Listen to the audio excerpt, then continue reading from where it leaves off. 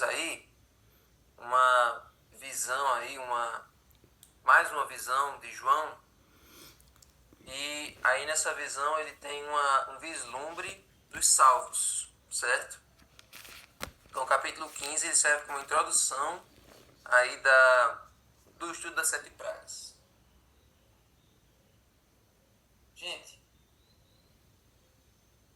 o livro Apocalipse, a forma como ele é composto, deixa claro para nós que as pragas elas vão acontecer depois do último chamado ao arrependimento.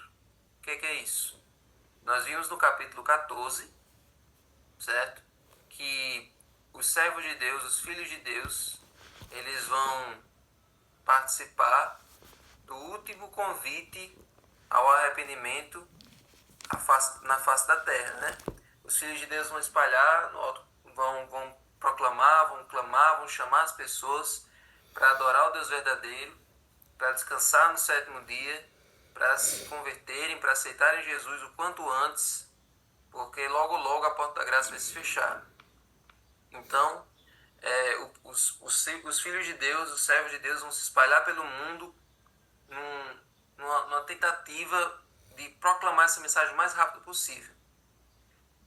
Porque vai ser o seguinte, gente, depois assim que sair o decreto dominical, os filhos de Deus, eles vão proclamar o alto clamor. O que é o alto clamor? O alto clamor vai ser a última vez que o evangelho vai ser pregado.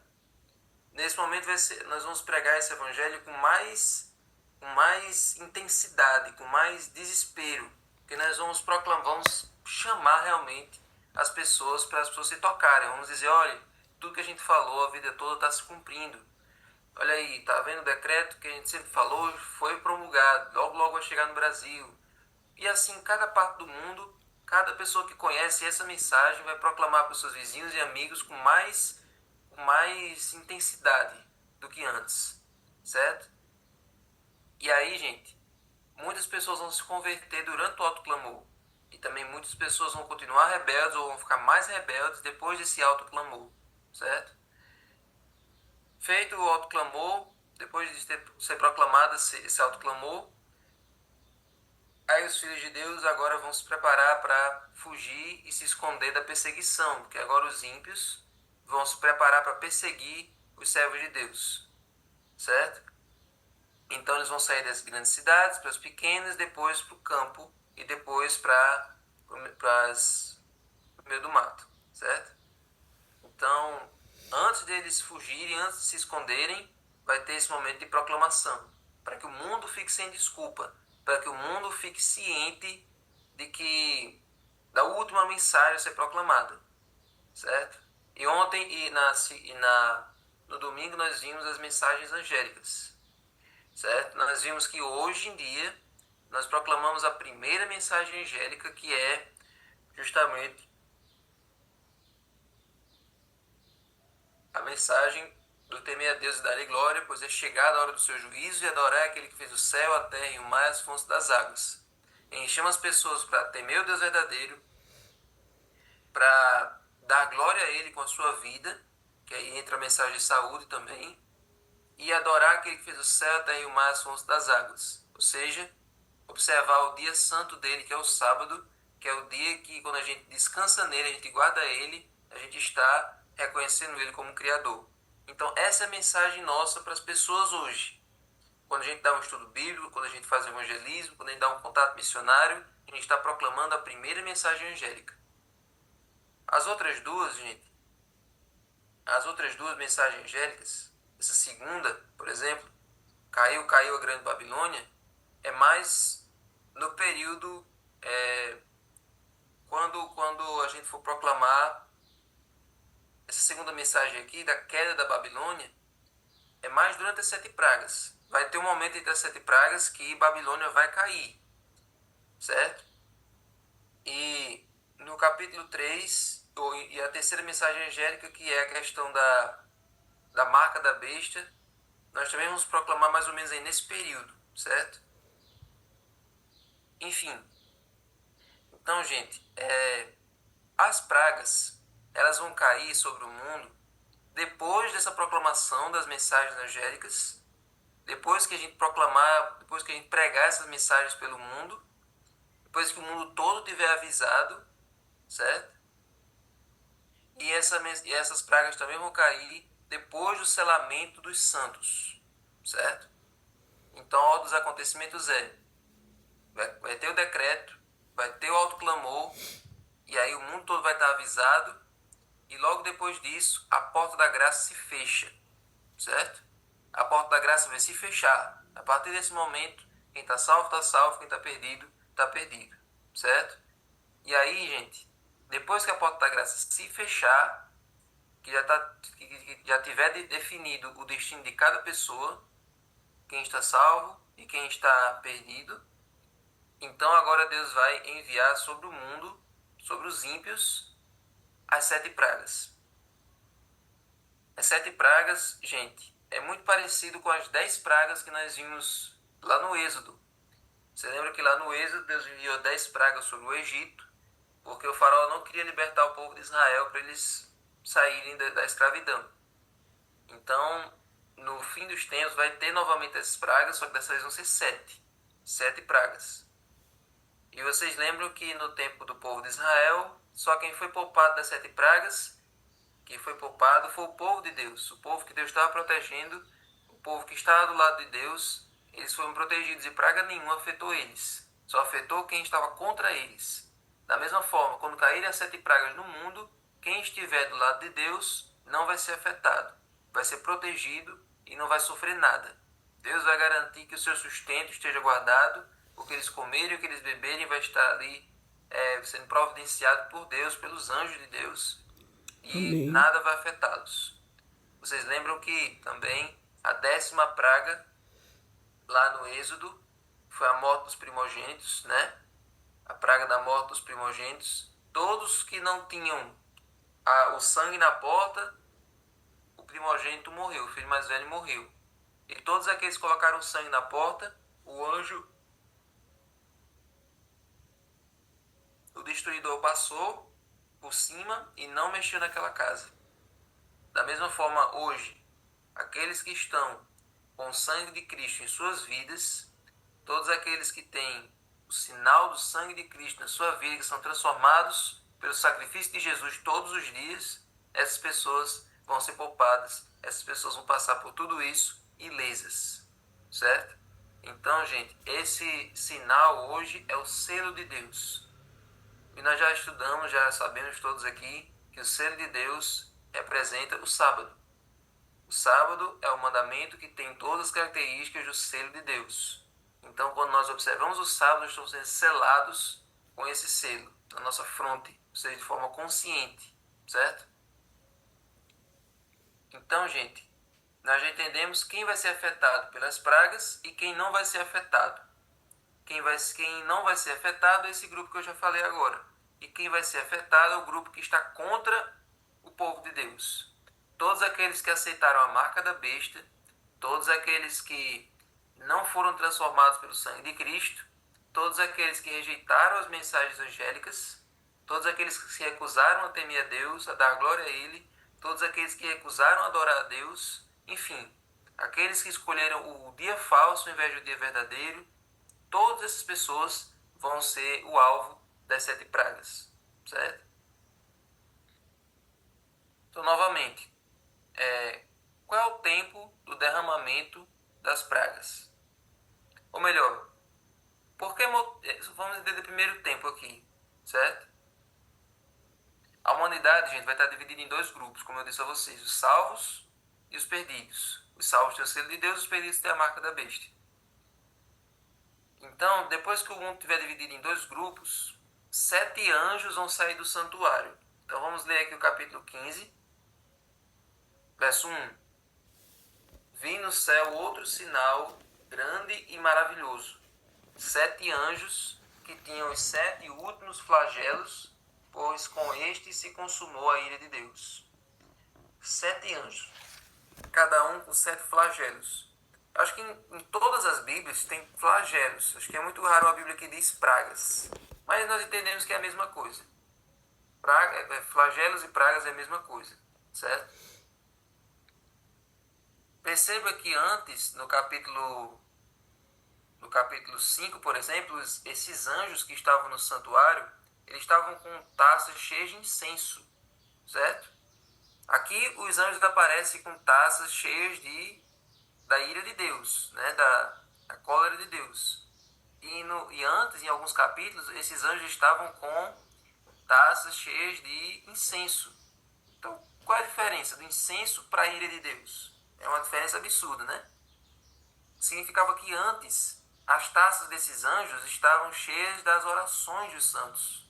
Os santos passando por perseguições, os filhos de Deus passando por problemas, passando por dificuldades, pedindo a intervenção de Deus.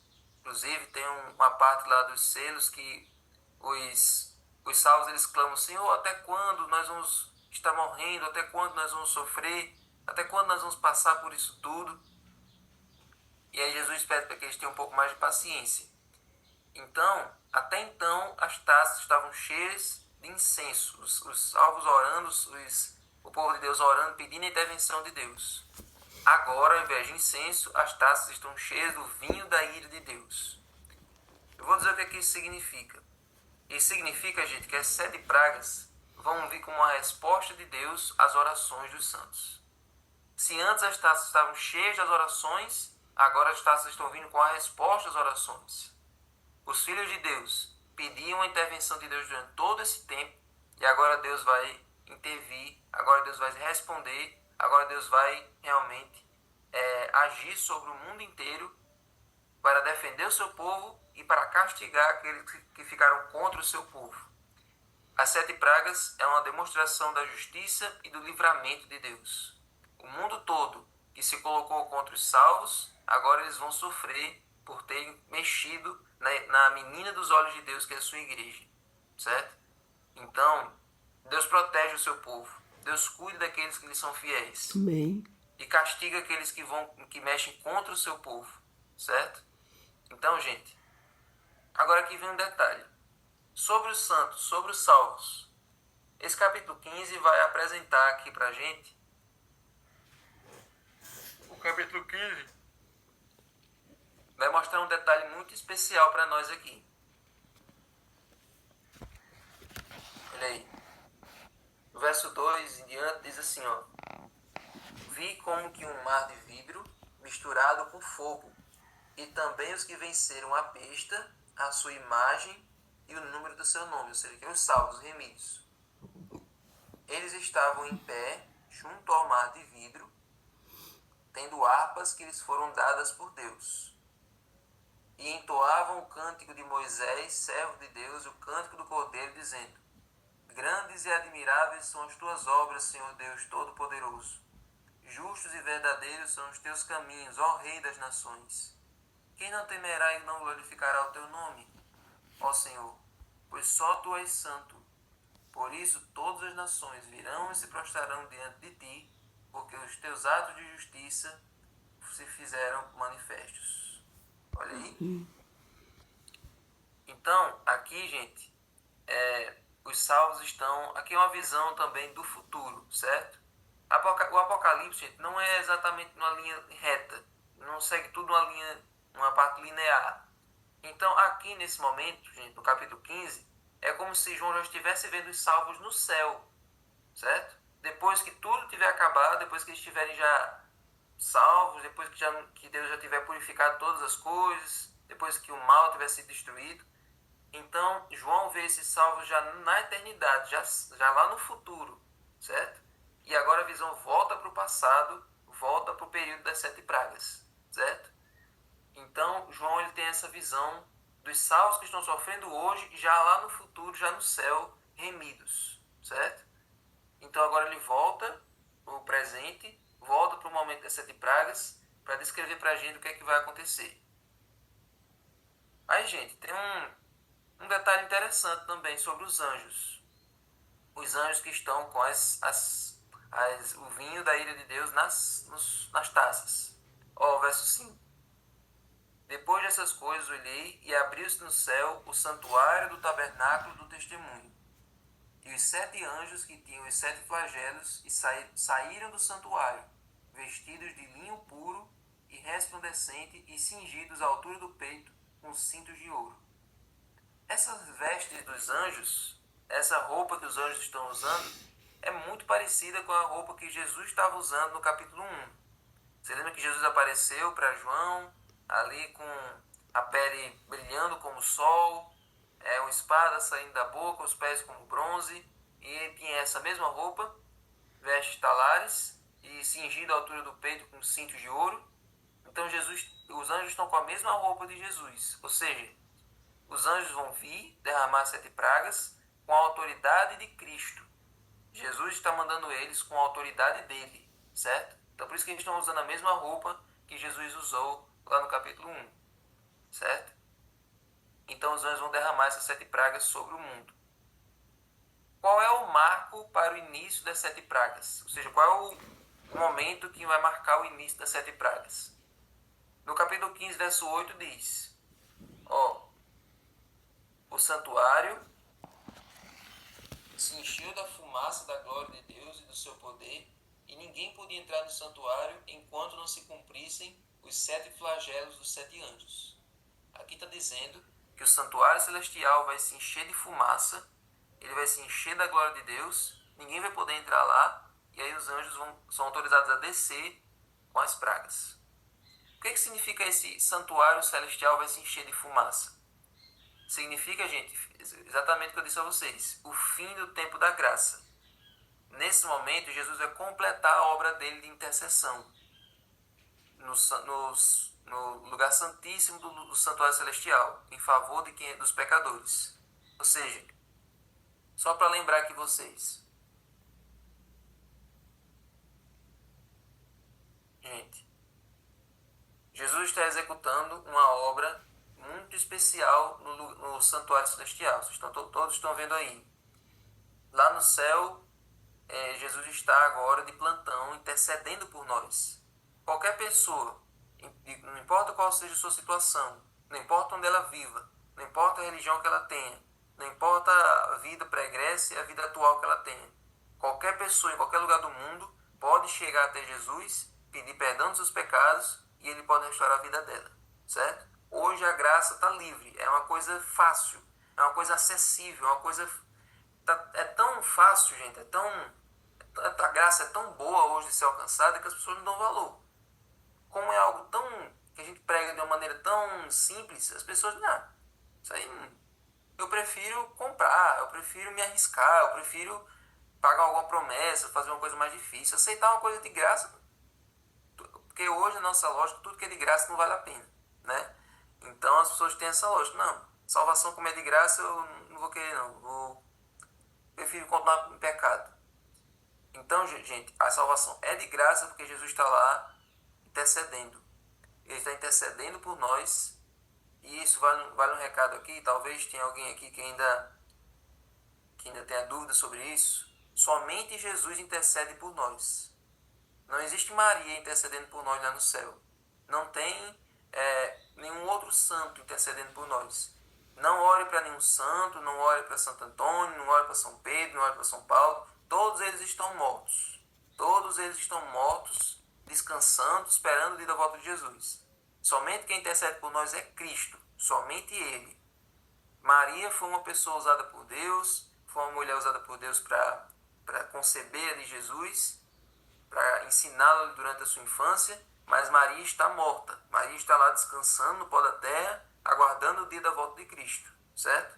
Então, o nosso único intercessor, o único ser, que é o mediador entre Deus e os homens, quem une o céu à terra, quem leva você para a presença de Deus e salva você é Cristo, certo? E ele está fazendo essa obra lá agora. Essa obra, gente, começou desde que ele subiu para lá.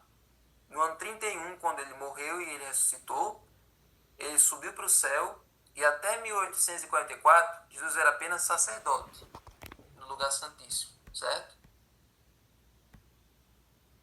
Jesus era apenas sacerdote. Por quê? Porque Jesus perdoava e os pecados continuavam lá. As pessoas eram perdoadas, mas os pecados continuavam lá. E depois, no 54 até hoje, ele é nosso sumo sacerdote. Hoje ele perdoa e apaga. Seus pecados não continuam mais lá. Certo? Amém. E essa obra de sumo sacerdote, gente, vai chegar ao fim nesse momento aqui. Quando nós dissermos para o mundo que o tempo acabou, quando nós falarmos o alto clamor para as pessoas, quando o mundo todo tiver avisado, certo? Aí Jesus encerra a atividade dele lá. Jesus encerra a atividade dele lá e o Espírito Santo encerra a atividade dele aqui, certo? Vai ser um final de expediente lá em cima e um final de expediente aqui embaixo.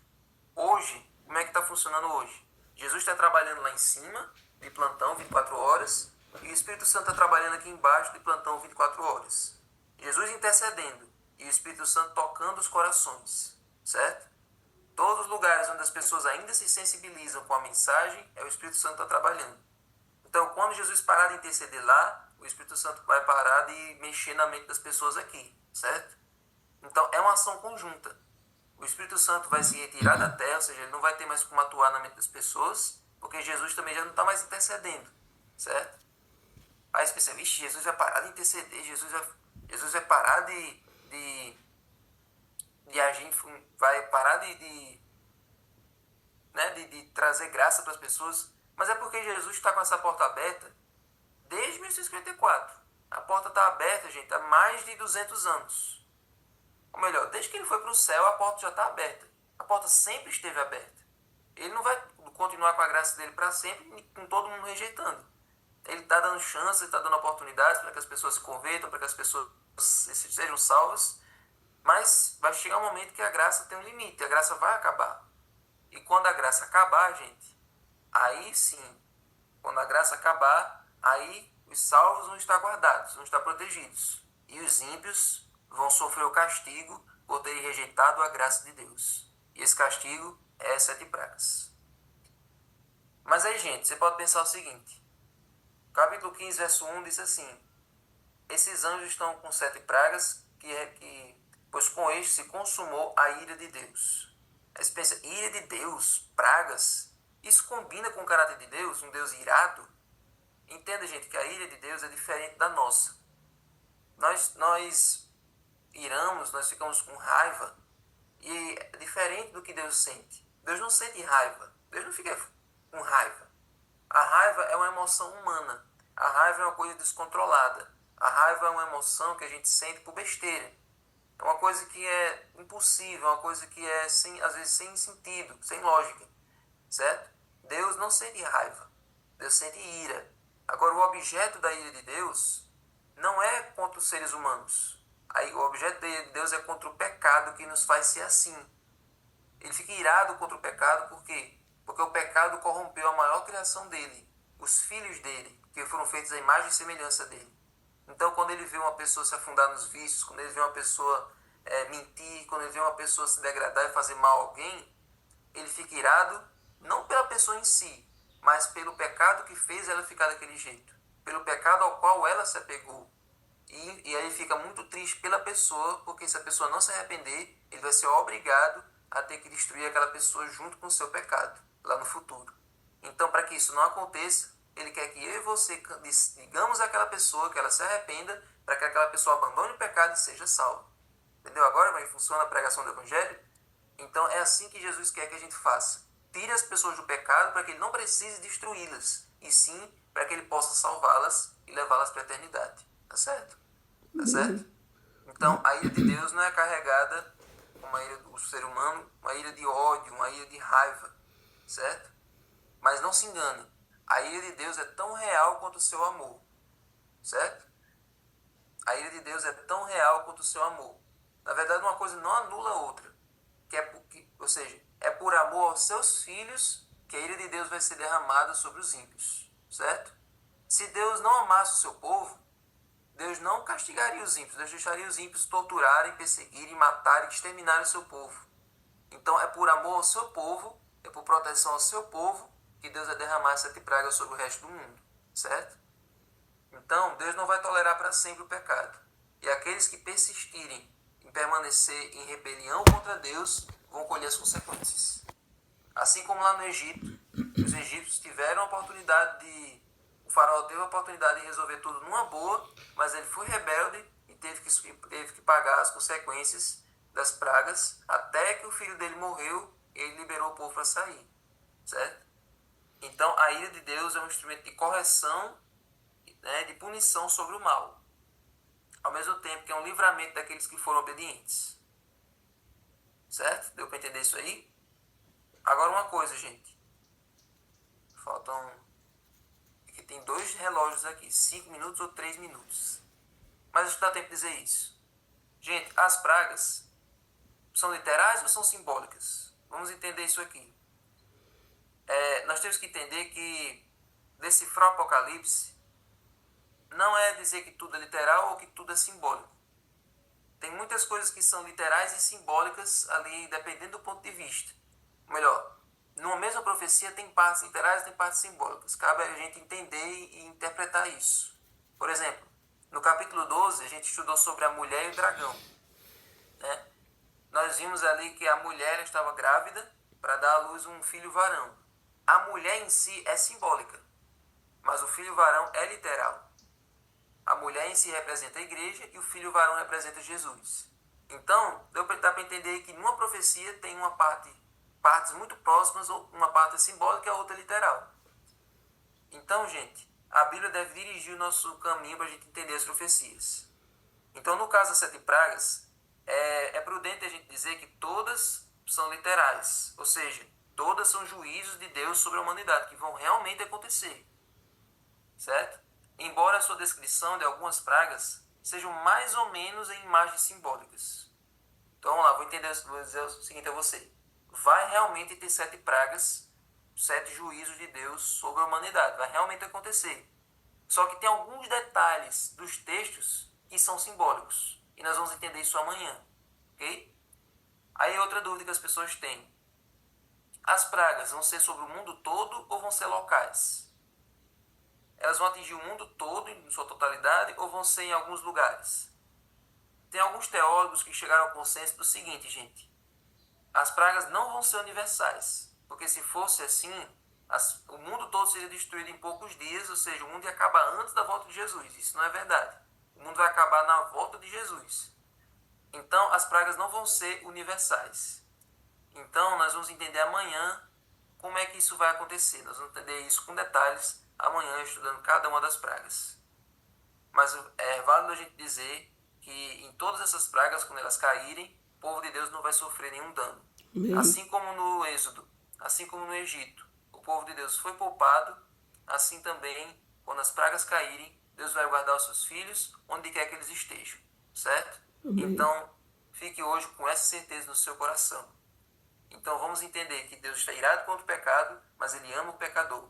Ele quer que o pecador seja salvo e deixe a prática do pecado, deixe a prática das más ações e que se volte para Ele enquanto é tempo. Amém. Buscai o Senhor enquanto se pode achar, invocai-o enquanto está perto. Deixe o ímpio o seu caminho e o homem seus pensamentos maus e volte para Deus. Amém. Então, gente, hoje é o dia de nós aceitarmos a graça de Deus. A graça de Deus hoje está livre, está de fácil acesso, está disponível para todo mundo. Não precisa comprar, não precisa se matar, não precisa pagar promessa, não precisa você se humilhar para conseguir a graça de Deus, porque Ele já pagou com o sangue dele na cruz para que hoje você tivesse acesso a hora que você quisesse. Agora, gente, uma vez que você aceitou a graça de Deus, o que é que uma pessoa salva faz? Ela ajuda outros a se salvarem também. O mendigo, quando ele acha o pão, ele vai contar para os outros o que ele encontrou. Então, gente, hoje é o dia de você proclamar essa mensagem. Diga às pessoas o quanto antes que Jesus ama elas e que quer ver elas no céu.